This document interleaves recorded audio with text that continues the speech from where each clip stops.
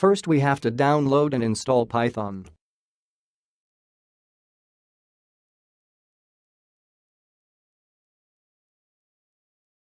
I recommend Python 3.7, the link will be down below.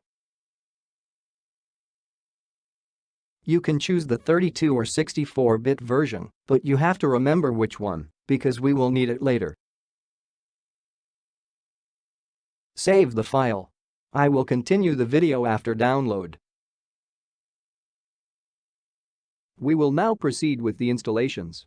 We have to install first Python. You can check the Add Python path in case you would like to use Python from terminal if you want to save some time.